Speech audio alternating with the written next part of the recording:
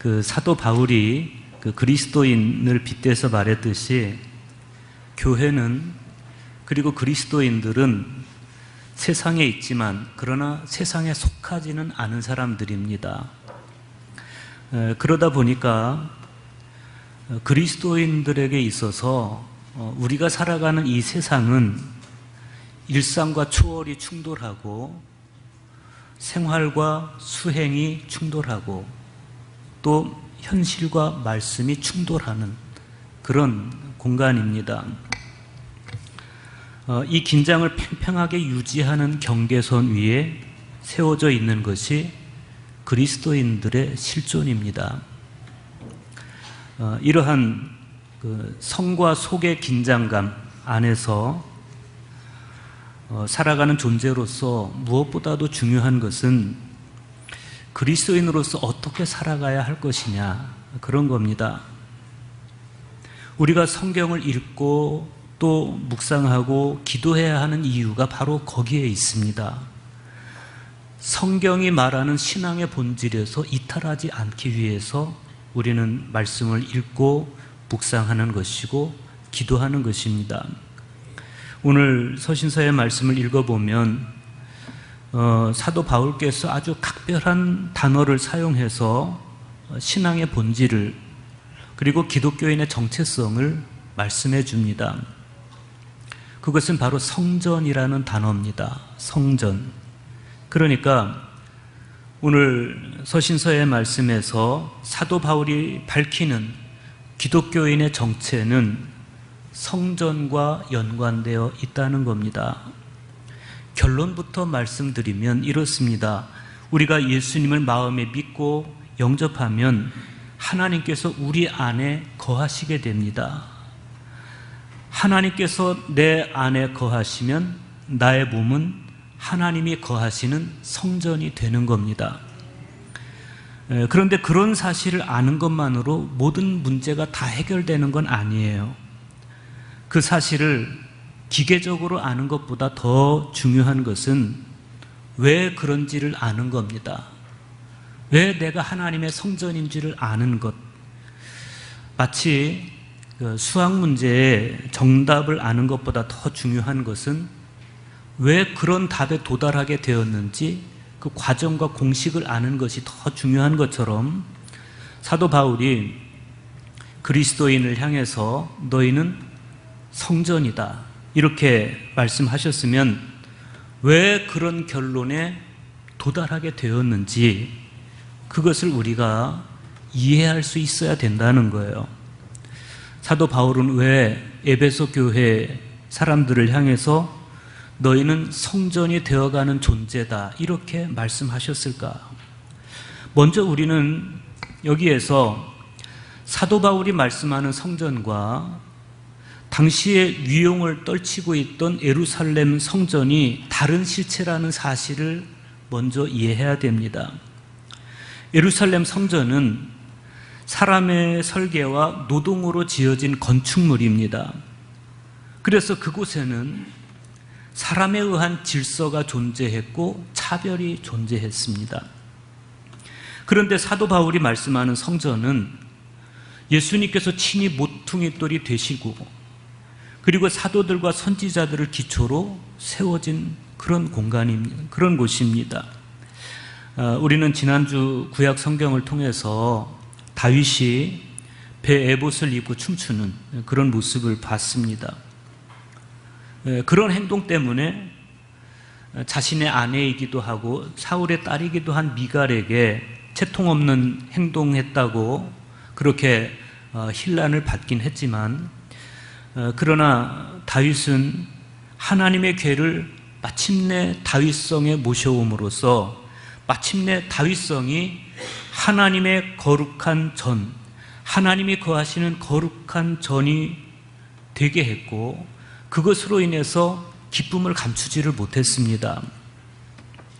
사실 이스라엘 역사 속에서 다윗처럼 입지전적인 인물도 참 드물어요. 헤브론에서 남유다의 왕에 오른 다윗이 북이스라엘의 왕이었던 이스보셋이 죽자 북이스라엘 지파의 장로들이 찾아와서 다윗에게 기름을 붓고 왕으로 옹립함으로써 마침내 강력한 통일 이스라엘의 왕이 됩니다.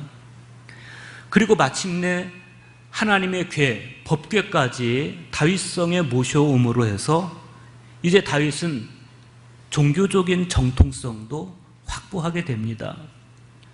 오늘 구약의 말씀은 바로 그런 상황 속에서 시작이 되고 있어요. 사무엘하 7장 1절을 보십시오. 여호와께서 주의 모든 원수를 무찌르사 왕으로 궁에 평안히 살게 하신 때에, 이렇게 말씀이 시작됩니다. 여기서 평안히 살게 하신 때라는 말씀은 다윗 왕이 이제 정치적 정통성 그리고 종교적 정통성까지 확보함으로써 이제 더 이상 아무런 정적도 없고 대적자의 위협이 없는 가장 평화로운 때를 맞이했다. 그런 사실을 이야기하는 겁니다. 나라가 평화로워지니까 다윗의 마음속에 한 가지 부담이 피어나기 시작했습니다. 그것은 하나님의 궤가 아직도 여전히 천막 안에, 그러니까 휘장 안에 방치되어 있다는 겁니다. 그래서 다윗이 나단 선지자를 불러서 이렇게 말해요. 사무엘하 7장 2절의 말씀 제가 공동번역으로 읽어드립니다. 내 말을 들으시오. 나는 이렇게 백향목으로 지은 궁에 사는데 하나님의 궤는 아직 휘장 안에 모셔둔 채 그대로 있어. 그러자 나단 선지자가 이렇게 화답합니다. 야훼께서 함께 계시니 무엇이든지 뜻대로 하십시오. 왕의 뜻대로 하라는 겁니다. 물론 학자들에 따라서는 나단 선지자가 이렇게 짧게 대꾸한 것에 대해서 아주 냉소적으로 반응한 것이다, 이렇게 말하는 분들도 있습니다. 그리고 그런 시선들이 무리도 아닌 것이, 당시에는 왕조 전통과 선지자 전통, 즉 왕조 전통과 예언자 전통 사이에 적잖은 갈등이 있던 그런 시대였습니다. 왕들은 여호와 하나님을 어떤 공간 안에 가두고 싶어 했습니다. 그런데 선지자들은 그런 왕들의 욕구에 의해서 자꾸 하나님의 역할을 축소시키고 하나님을 가두려고 하는 그런 모습들에 대해서 찬성하지 않았습니다. 그런데 오늘 말씀을 보면 하나님께서도 다윗이 성전을 건축하는 것을 달가워하지 않으셨어요. 이어지는 말씀을 보면 하나님께서 나단 선지자를 통해서 다윗에게 이렇게 반문하십니다. 내가 살 집을 네가 짓겠다는 말이냐. 그러니까 이 말씀은 반대하시는 말씀입니다. 네가 뭐라고 내 집을 짓는단 말이냐, 이런 뜻입니다. 역대사 17장 4절에 보면 너는 내가 거할 집을 건축하지 말라, 이렇게 아예 정확하게 확실하게 반대 의사를 밝히세요. 하나님께서 다윗이 성전을 건축하겠다고 하는데 반대하는 이유가 뭐겠습니까? 거기에는 하나님의 임재 방식에 대한 다윗과 다른 하나님의 마음이 있었습니다. 구약의 말씀 6절과 7절 보십시오. 내가 이스라엘 자손을 애굽에서 인도하여 내던 날부터 오늘까지 집에 살지 아니하고 장막과 성막 안에서 다녔나니 이스라엘 자손과 더불어 다니는 모든 곳에서 내가 내 백성 이스라엘을 먹이라고 명령한 이스라엘 어느 지파들 가운데 하나에게 내가 말하기를 너희가 어찌하여 나를 위하여 백향목 집을 건축하지 아니하였다고 말하였느냐 그랬어요. 여기 보면 다녔나니 이런 표현이 있어요. 다녔나니, 이 말씀은 동적인 표현입니다. 여기서 느껴지는 하나님의 이미지는 정적인 하나님이 아니고 행동하시는 하나님이십니다. 우리는 이 말씀을 들으면서 히브리들의 출애굽을 떠올리게 돼요. 하나님께서는 줄곧 히브리 역사 속에서 그들과 함께 행동하신 하나님이셨습니다. 어디 갇혀 계시는 하나님이 아니라 행동하시는 하나님이셨습니다.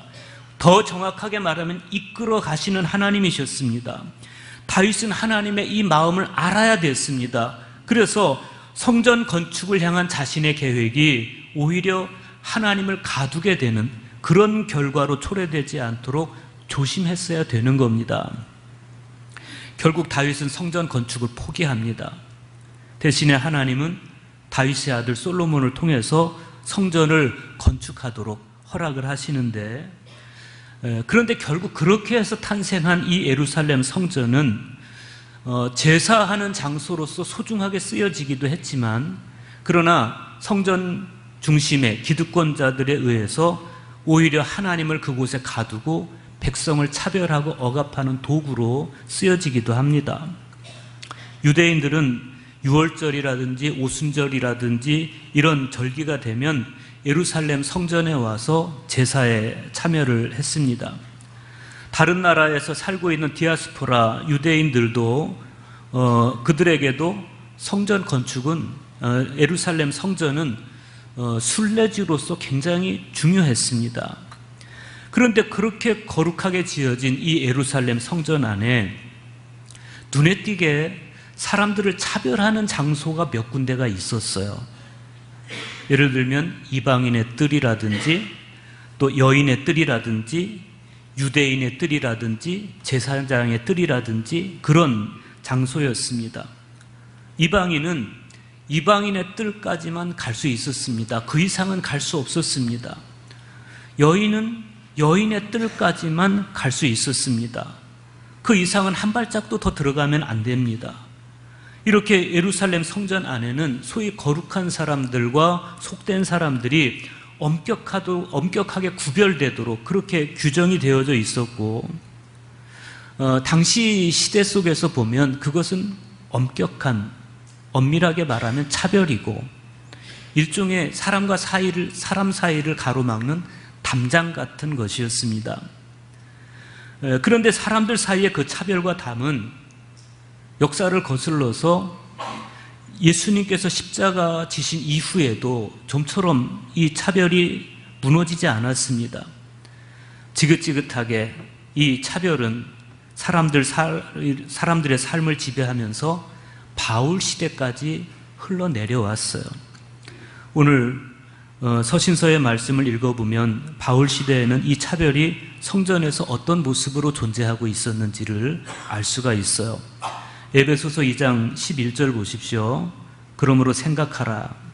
너희는 그때에 육체로는 이방인이요 손으로 육체에 행한 할례를 받은 무리라 칭하는 자들로부터 할례를 받지 않은 무리라 칭함을 받은 자들이라 그랬어요. 여기서 바울이 말씀하는 너희는 어떤 사람들입니까? 에베소 사람들을 이야기하는 겁니다. 에베소 사람들. 바울의 말씀에 따르면 당시 에베소 사람들은 할례받은 유대인들에게서 무할례자들이라고 하는 오명을 들어야만 됐습니다. 뿐만 아니고 12절을 보세요. 그때 너희는 그리스도 밖에 있었고 이스라엘 나라 밖의 사람이라. 약속의 언약들에 대하여는 외인이요 세상에서 소망도 없고 하나님도 없는 자이더니 그랬습니다. 이게 참 기가 막힌 말입니다.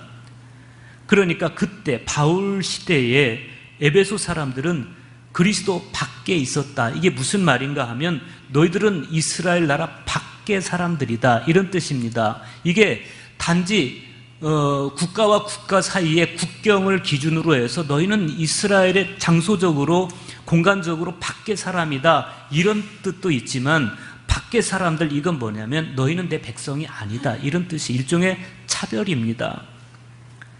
시대가 바뀌어도 그들은 여전히 밖의 사람들이었습니다. 그들은 여전히 구원에서 소외된 사람들이었습니다. 이렇게 인간의 삶과 종교적인 영역에서 자꾸만 소외가 일어나는, 또 차별이 존재하는 그런 이유가 뭐겠습니까? 그리고 어떻게 하면 이 소외와 차별의 문제를 해결할 수 있겠습니까? 어떤 사람들은 당시에 유대인들이 이방인들을 차별하는 것은 그들에게 도덕성이 없었기 때문이다 이렇게 말해요. 그렇지만 사실 이 유대인들은요 굉장히 도덕적인 사람들이었습니다. 그들은 철저하게 율법을 지켰고 또 과부와 나그네를 잘 돌봐줬어요. 그런데 이상하게 그렇게 과부와 나그네를 돌봐주고 율법을 철저하게 지키는 사람들이 이방인들만큼은 받아들이지를 못했습니다. 형제로 여기지를 못했습니다. 왜 그랬습니까? 나는 저들과 다르다라고 하는 우월감, 그 우월감이 그들의 영혼을 올가매고 있었기 때문에 그렇습니다. 사람을 올가매는 열등감, 이게 덫이듯이 우월감도 덫입니다. 그러면 어떻게 해야 되는 것일까? 제도를 바꾸면 이러한 덫에서 우리 영혼이 해방될 수 있겠습니까? 이방인들을 이제부터는 유대인의 뜰까지 들어오게 해준다. 이제부터 유대인들은 제사장의 뜰에까지 들어올 수 있게 허락한다. 이제 더 이상 할례의 유무로서 사람을 차별하지 못하도록 한다. 이렇게 제도를 개선하고 개혁하면 사람을 차별하는 악습이 해결될 수 있을까? 물론 그것도 하나의 방법이 될 수는 있겠지만, 그러나 제도를 개혁하는 것만으로 사람을 차별하는 이런 악습들이 해결된다고 생각하는 건 굉장히 순진한 생각입니다. 본질적인 변화, 그리고 존재론적인 변화가 없이는 사람을 밖에 세우는 일, 즉 소외와 차별의 악습은 절대로 해결되지 않는 것이에요. 그러면 본질적인 변화, 존재론적인 변화라는 건 구체적으로 어떤 것이겠습니까?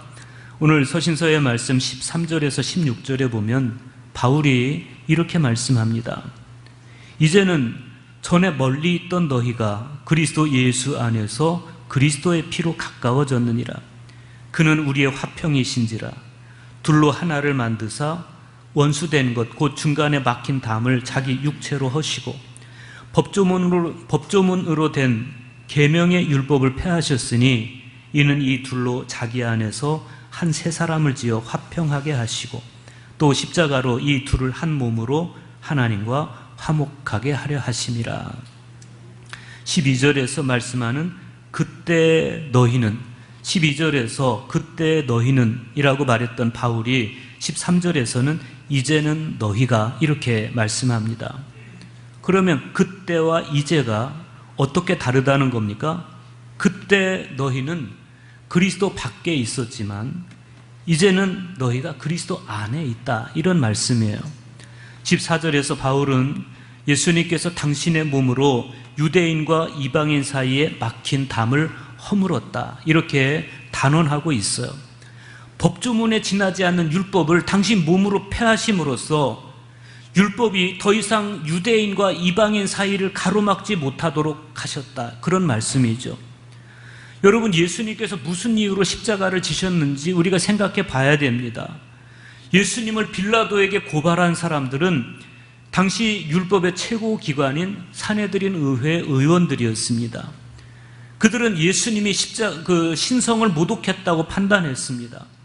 그 신성 모독이라고 하는 것에는 스스로 자신을 하나님의 아들이라고 말했던 그런 것들도 있지만, 예수님께서 창녀들과 어울리시고 죄인들과 어울리시고 이방인들과 어울리시고 그러면서 그 창녀들과 죄인들과 이방인들에게 너희도 하나님의 아들, 너희도 아브라함의 자손이라고 선언해 주는 그런 반유대적인 모습, 그것에 대해서 그들은 예수님이 신성을 모독했다고 판단을 한 겁니다.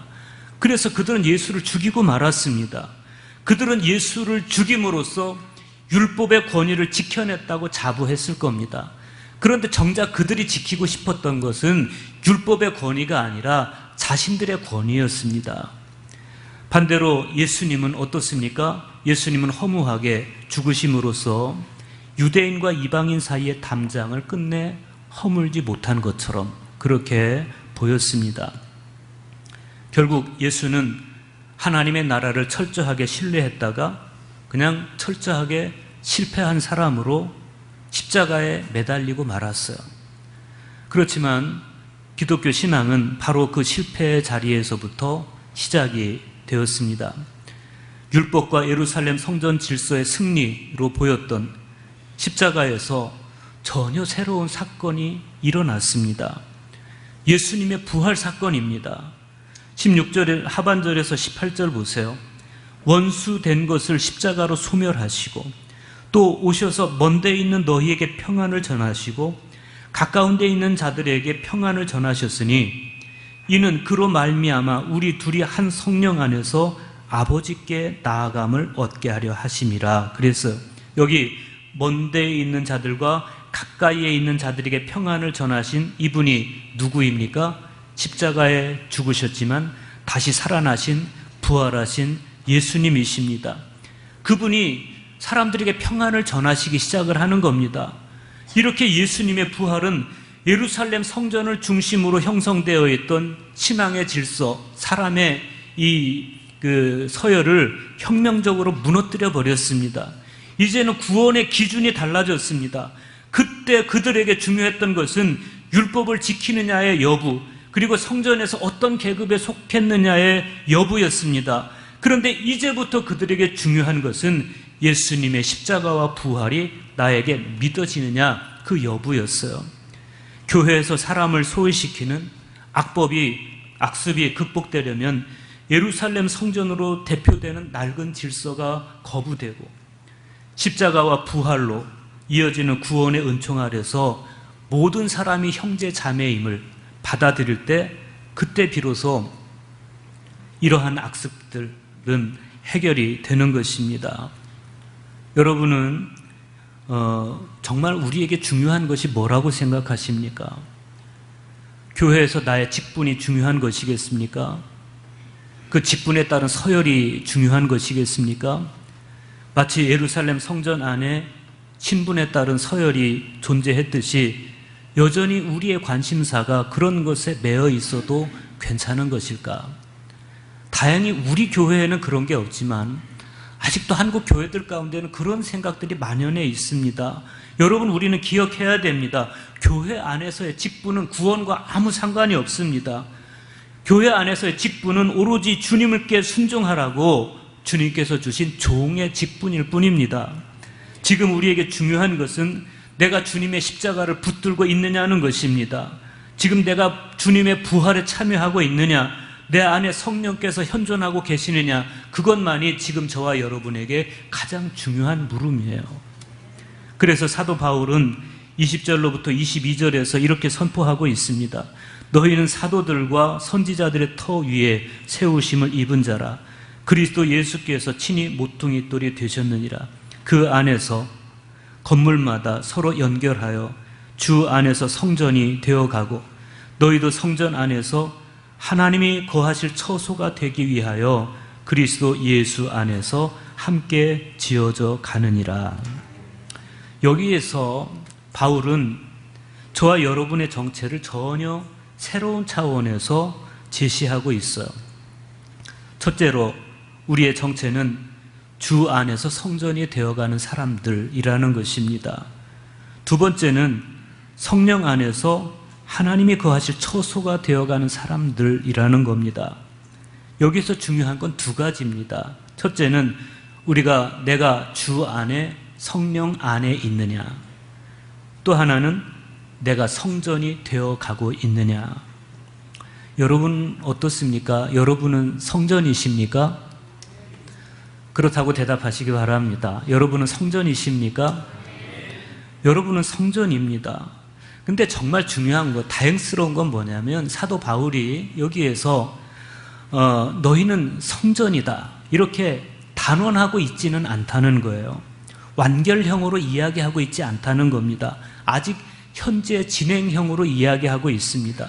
성전이 되어가고 있다고 말합니다. 함께 지어져 가고 있다고 말합니다. 이 말씀은 우리가 성전으로서 아직은 부족하지만 그러나 종말론적으로 가능성이 열려 있다, 이런 뜻이에요. 그래서 오늘 사도 바울의 말씀은 저에게나 여러분에게나 굉장히 희망적입니다. 지금의 내 모습이 완성된 모습이라면 얼마나 실망스러운 사실이겠어요. 그러나 다행히도 지금 우리는 성전이 되어 가고 있어요. 함께 지어져 가고 있습니다. 그래서 우리 가운데 그 어느 사람도 속단하면 안 됩니다. 그 어떤 사람도 지어져 가고 있는, 성전이 되어 가고 있는 진행형 중에 있는 거예요. 지난주에 교회 복음 신문 기자가 와서 저하고 인터뷰를 했어요. 해운대 교회에 대해서 물어서 그랬습니다. 해운대 교회는 현재 진행형입니다. 우리는 완성된 교회가 아니고 완성을 향해서 가고 있는 교회입니다. 그렇게 설명을 해줬어요. 맞지 않습니까? 우리는 완성된 교회가 아니에요. 완성을 향해서 가고 있는 거예요. 우리가 못하면 우리 후손들이 할 거예요. 하나님께서 하실 것입니다. 우리는 그렇게 완성을 향해서 가고 있습니다.